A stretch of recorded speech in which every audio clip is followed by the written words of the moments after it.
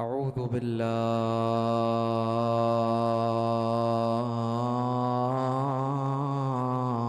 من الشيطان الرجيم. بسم الله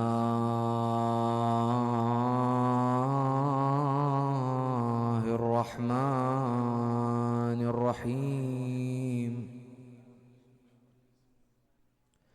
صلى الله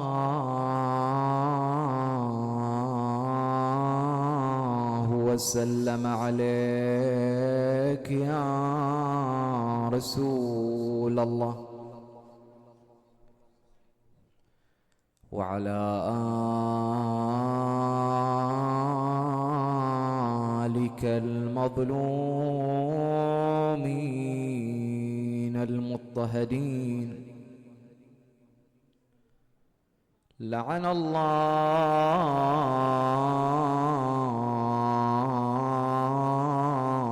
الظالمين لكم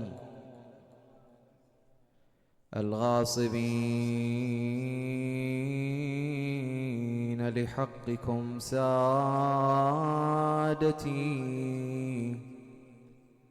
من الأولين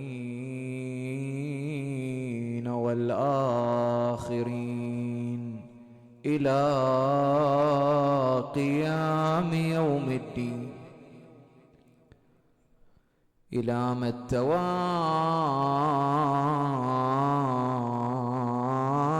صاحب الطلعة الغراء. أمان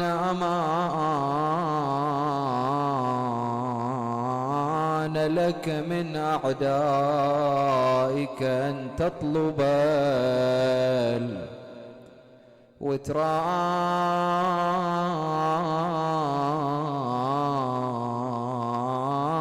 فديناك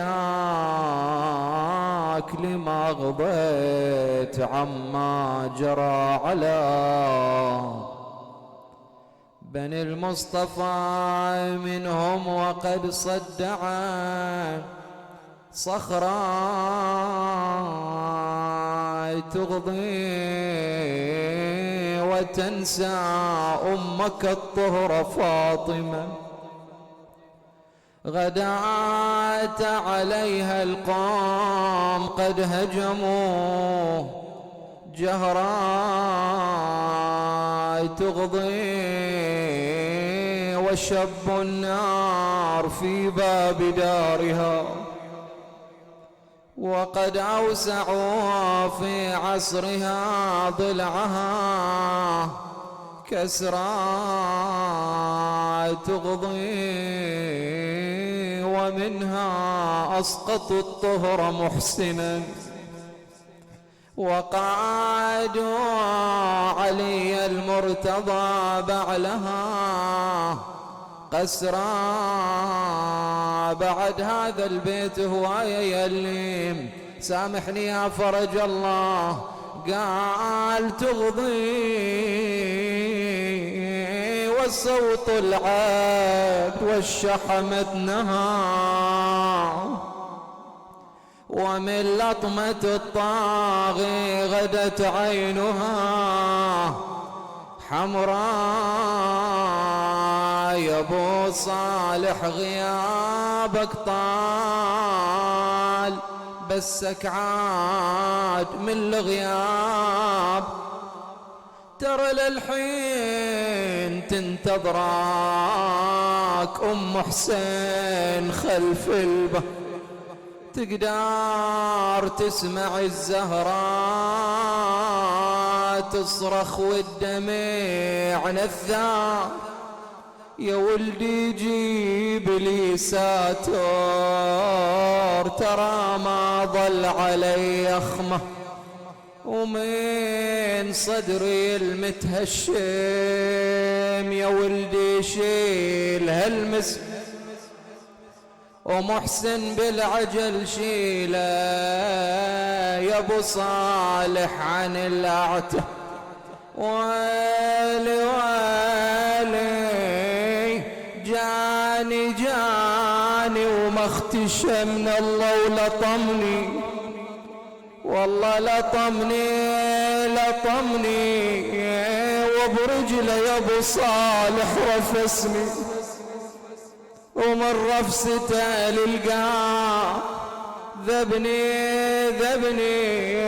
ما اختشى من الله ولا رحمني، والله ما اختشى من الله ولا رحمني. إنا لله وإنا إليه راجعون. وأفوض أمري إلى الله، إن الله بصير بالعباد. يقول سيدنا ومولانا كريم أهل البيت الإمام الحسن المجتبى عليه السلام: إني لم أرى أعبد من أمي فاطمة، وقد كانت تتعبد حتى تتورم قدماها من كثرة العبادة. صدق سيدنا ومولانا كريم أهل البيت الإمام الحسن المجتبى عليه السلام. طيبوا قلوبكم ثلاثا بذكر محمد وآل محمد.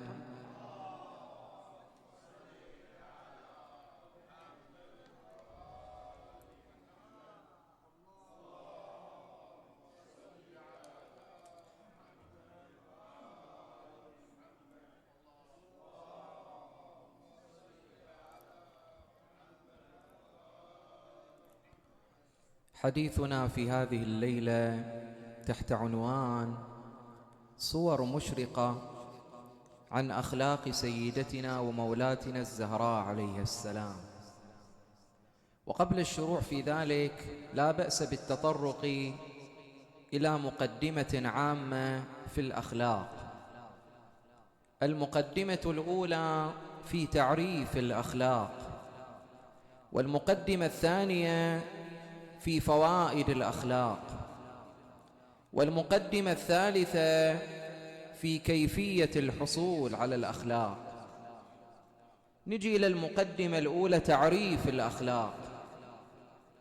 الأخلاق كما عرفت ملكة نفسانية تنبعث منها الأفعال بكل يسر وسهولة. مرات الواحد أيها الأحبة يفعل الخلق بصعوبة، هذا ما يسموه متخلق، هذا ما يسموه خلق، يسمى تخلقا. ومرات الواحد يصدر منه الفعل بكل يسر وسهولة، هذا يسمونه خلق. في هذا التعريف يوجد هنالك ملكة نفسانية تنبعث عنها الأفعال بكل يسر وسهولة. القيد الأول كون الأخلاق ملكة، والقيد الآخر كون أن هذه الأخلاق تنبعث منها الأفعال بكل يسر وسهولة. ولذا فرق العلماء بين التخلق وبين الخلق، بين التطبع وبين الطبع. نجي إلى المقدمة الثانية في فوائد الأخلاق، وأرجو من الأحبة الهدوء بعد الصلاة على محمد وآل محمد.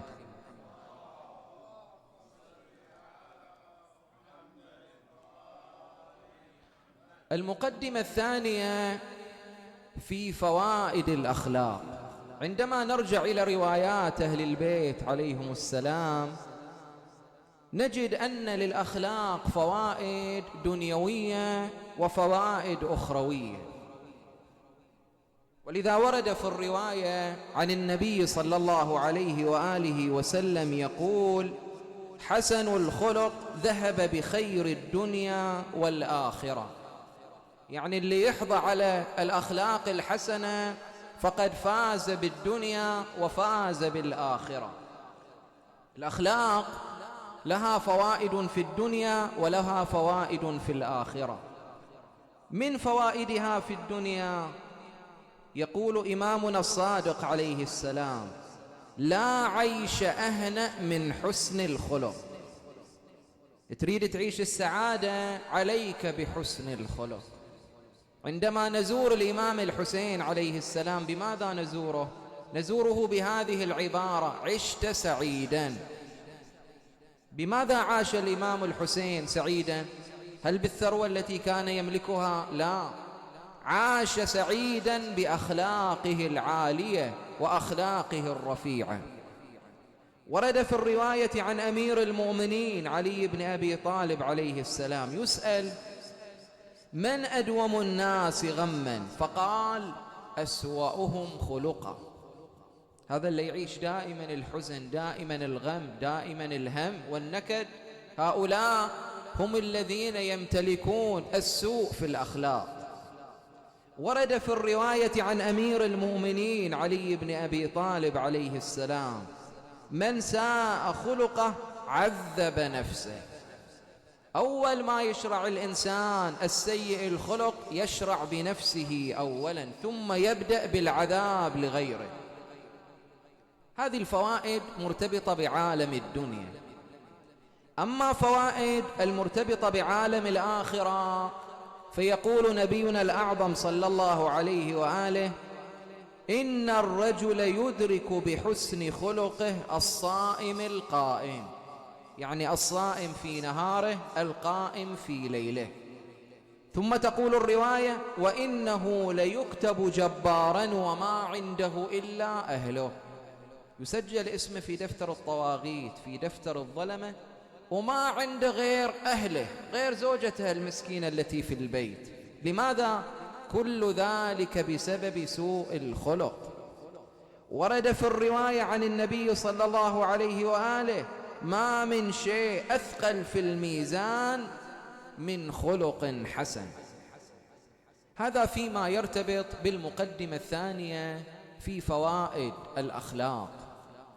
أما المقدمة الثالثة في كيفية الحصول على الأخلاق بعد الصلاة على محمد وآل محمد.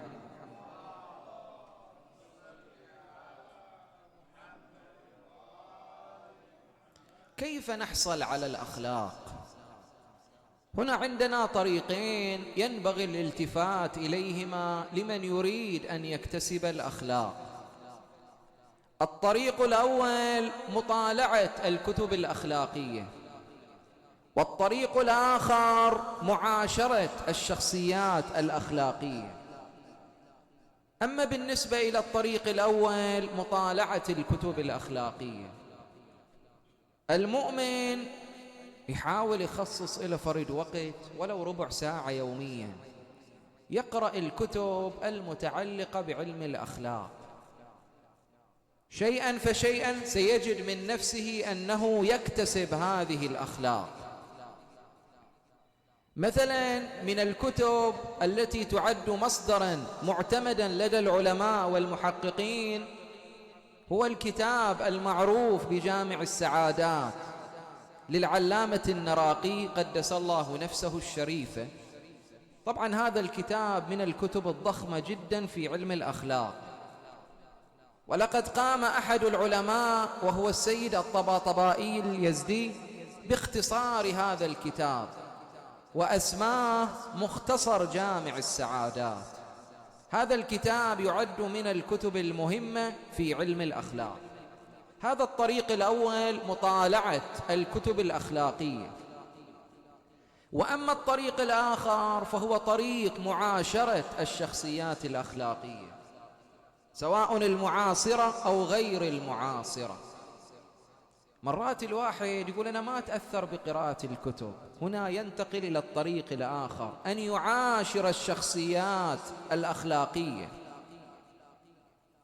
كلنا نسمع عن الشيخ عباس القمي رحمه الله صاحب مفاتيح الجنان.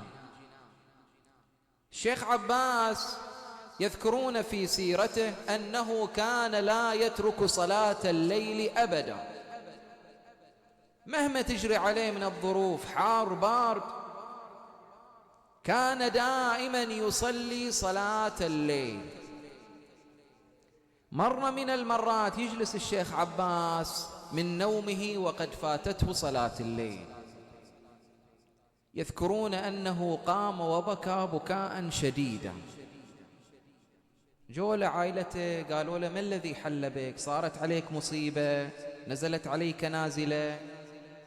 قال: لا، ولكن في هذه الليلة فاتتني صلاة الليل. ما أدري أنا شنو سويت في النهار بحيث أن رب العالمين سلب مني التوفيق لصلاة الليل. هنا نحن عندما نسمع بمثل هذه القصص للعلماء ينبغي علينا أيضا أن نسأل أنفسنا: لماذا لا نوفق لصلاة الليل؟ يجي أحدهم إلى أمير المؤمنين علي بن أبي طالب عليه السلام، يقول له: يا علي، إني لا أوفق لصلاة الليل. فيقول له أمير المؤمنين: لقد قيدتك ذنوبك عنها. ذنوب النهار قد تؤثر في التوفيق لقيام الليل، ولذلك ينبغي على كل واحد منا أن يسأل نفسه: لماذا لم أوفق في هذه الليلة لصلاة الليل؟ إذن لكي نكتسب الأخلاق علينا بأحد هذين الطريقين: الطريق الأول مطالعة الكتب الأخلاقية، والطريق الآخر معاشرة الشخصيات الأخلاقية. بعد بيان هذه المقدمات الثلاث نتطرق إلى صور مشرقة من أخلاق الصديقة الزهراء عليها السلام بعد الصلاة على محمد وآل محمد.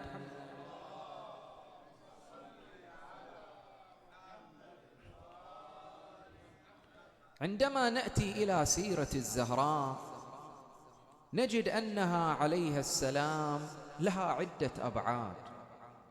البعد الأول في علاقتها مع زوجها، والبعد الثاني في علاقتها مع أبنائها، والبعد الثالث في علاقتها مع أبيها. نجي إلى البعد الأول في علاقتها مع زوجها أمير المؤمنين علي بن أبي طالب عليه السلام. يقول أمير المؤمنين في وصفه للصديقة الزهراء: والله ما أغضبتها ولا أغضبتني ولا عصت لي أمرا، وكنت أنظر إليها فتزيل عني الهموم والأحزان. هكذا كانت الزهراء عليها السلام، بنظرة واحدة من أمير المؤمنين إلى الزهراء كانت تزيل عنه جبال الهموم والأحزان. وهذا يدلنا على حسن تبعل المرأة. جهاد المرأة حسن التبعل، وحسن الاستقبال من حسن التبعل. مع الأسف الشديد نحن في مثل هذا العصر قد لا يوجد هنالك حسن استقبال للزوج أو للأب في البيت. يجي الزوج يدخل إلى بيته بعد عناء الوظيفة وبعد الإهانات لأجل لقمة العيش، يجي يدخل إلى بيته يريد أحد يستقبله لا يجد. الزوجة منشغلة والأبناء منشغلون باللعب. هذا ينطي فرد رسائل بأنك لست مقدر في البيت، ينطي رسائل أنت لست محترم في البيت. حسن الاستقبال أيها الأحبة من حسن التبعل، ومن صفات الزوجة الناجحة حسن استقبالها لزوجها. والله ما أغضبتها ولا أغضبتني ولا عصت لي أمرا، وكنت أنظر إليها فتزيل عني الهموم والأحزان. هذا فيما يرتبط بالبعد الأول في علاقتها مع زوجها. البعد الثاني في علاقتها مع أبنائها.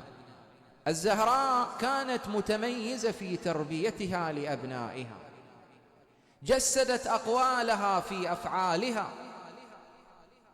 البعض مع الأسف في التربية دائما يعتمد على عنصر القول، يقول الله احنا نقول إلى الطفل وما يسمع كلامنا.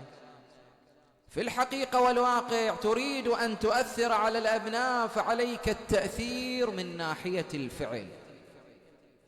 أما لو سمع هذا الطفل الكثير من الكلمات وما شاف الكلمات مطابقة للفعل فإنه لن يتأثر أبدا.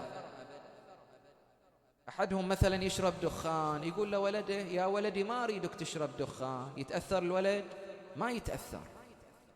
عندما مثلا الأب يأمر ابنه بأن يصلي ويدري أن الأب ويدرون أن الأب ما يصلي، هنا حينئذ الابن لن يكون متأثرا. لكي يحصل التأثير علينا بالمطابقة بين أقوالنا وبين أفعالنا. شوفوا الإمام الحسن المجتبى عليه السلام كان صغيرا في السن، يرى أمه فاطمة تتعبد فيقول إني لم أجد أعبد من أمي فاطمة، وكانت تتعبد حتى تتورم قدماها من كثرة العبادة. 18 سنة عمرها ومع ذلك تتورم قدماها من كثرة العبادة. وكانت لا تدعو لنفسها بل تدعو لغيرها، فقلت لها أماه لم لا تدعين لنفسك؟ فتقول بني حسن الجار ثم الدار. هكذا كانت الزهراء عليه السلام مؤثرة على أبنائها بالمطابقة بين القول وبين الفعل. البعد الثالث وبه نختم في بعد العلاقة مع أبيها بعد الصلاة على محمد وآل محمد.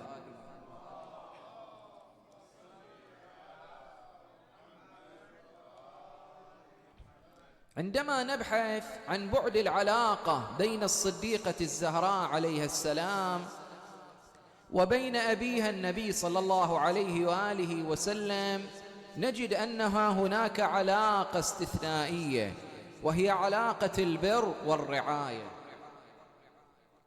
ولذلك النبي صلى الله عليه وآله شوهد منه ذلك عدة مرات، أنه إذا أراد أن يذهب إلى غزواته آخر وحدة يودعها هي الزهراء، وأول وحدة يستقبلها إذا عاد من غزواته هي الزهراء. كانت تعالج جراحاته وآلامه حتى لقبها أبوها بأم أبيها. هكذا كانت العلاقة، علاقة البر، علاقة الرعاية. وقد كان بأبي هو وأمي إذا أراد أن يزور ابنته فاطمة كان يستأذنها عند الدخول.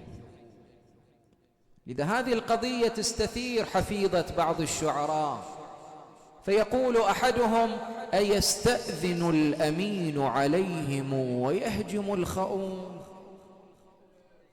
رسول الله بعضهم يوقف على باب الزهراء، لكن أكو واحد أجنبي دخل على الزهراء وروع قلب فاطمة.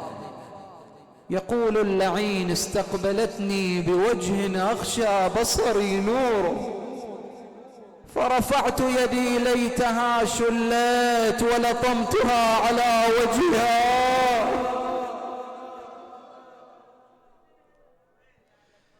عظم الله أجورنا وأجوركم، صارت مولاتنا الزهراء عليها السلام ناحلة الجسم منهدة الركب إلى أن حانت منها الوفاة.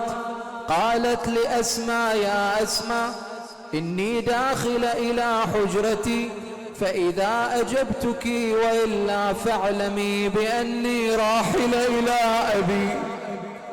دخلت إلى حجرتها تتعبد إلى أن خفت صوتها. نادت أسماء يا بنت رسول الله لم تجبها، يا سيدة النساء لم تجبها، يا فاطمة الزهراء لم تجبها. دخلت عليها الحجرة وإذا بالزهراء ممدد على مصلاها. رحم الله من نادى وفاطمة. وفي الأثناء يدخل الحسنان فيناديان يا أسماء أين أمنا فاطمة؟ متعودين في كل ليلة نسمع عنين الزهراء، متعودين في كل يوم نسمع ونة فاطمة، وين أمنا يا أسماء؟ رحمك الله يا أبو يوسف، رحمك الله يا ملا عطية، يلا وصف لنا الحال. يقول ليش ما نسمع ونين أمنا ولا نسمع كلا؟ إن شاء الله طابت العلة وطاب ضرب ابن اللئة، لو يسمى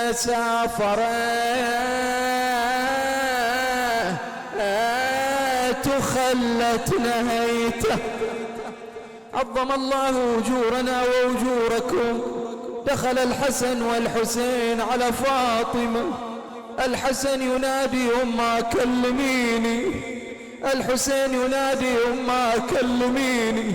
ما سمعوا جواب من الزهراء، إلى أن قال الحسن لأخيه عظم الله لك الأجر يا أبا عبد الله، فلقد رحلت أمنا فاطمة. ما حال علي لما سمع بالخبر؟ كأني به أتى إلى داره، رأى الزهراء ممددة. لكل اجتماع من خليلين فرقتان، ولكل الذي دون الممات قليل، وأن افتقادي فاطم بعد أحمد دليل على ألا يدوم خليل. وين المصيبة يا مؤمن؟ وين المصيبة يا موالي؟ لما كان أمير المؤمنين يجهز الزهراء، يقول انعزل إلى زاوية وصار يجهش بالبكاء.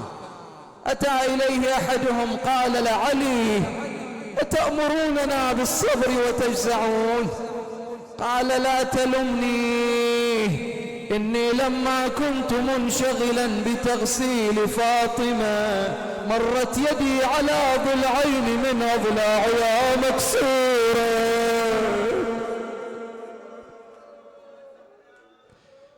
قام بتشييعها، قام بدفنها أمير المؤمنين في ظلمة الليل. يقول اتجه ناحية قبر رسول الله، قال السلام عليك يا رسول الله، هذه الوديعة قد استرجعت، لكن بأي حال ردت الوديعة يا علي؟ يقول صار جسدها كالخيال، كأني برسول الله يستقبلها في قبرها. رحمك الله يا شاعر، وصف لنا الحال. يقول يوم انشالوا الزهراء وراد الوصي وارها، تلقاها النبي الهادي بس عبرات يجريه، شال المصطفى ايده وراد يضمها لصدره، صاح الوصل كرار على هونك يا ابو الزهره. ليش يا علي النبي مشتاق لفاطمه؟ قال صدرها مجرح ومصيوب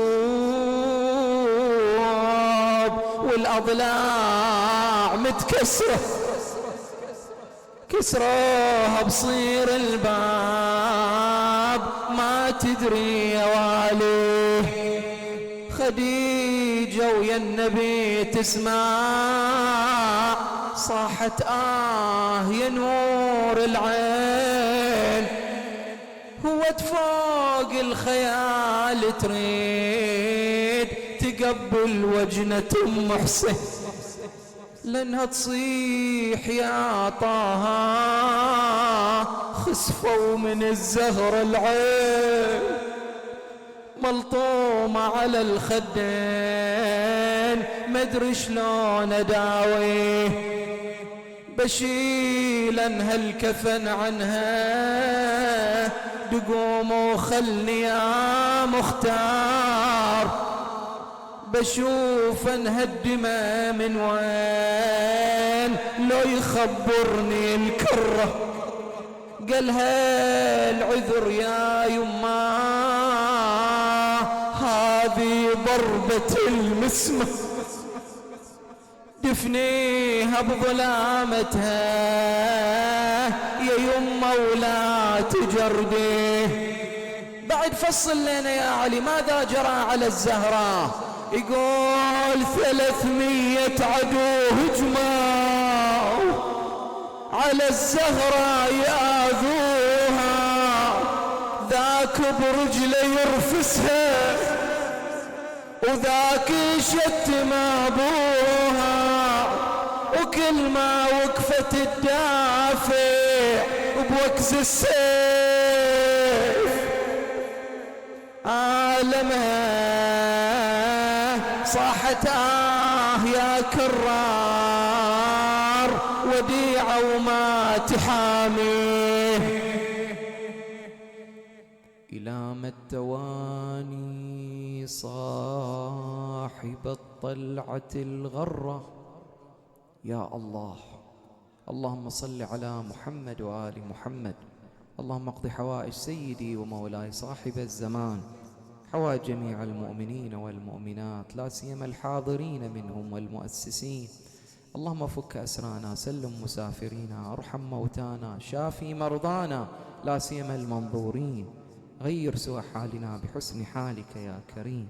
تقبل منا هذا القليل بأحسن القبول. نودي ثواب مجلسنا هذا إلى جميع المؤمنين والمؤمنات، لا سيما من نخصهم بالدعاء ومن لا وارث لهم ولا ذاكر يذكرهم من شيعة أمير المؤمنين. والفاتحة قبلها صلوات.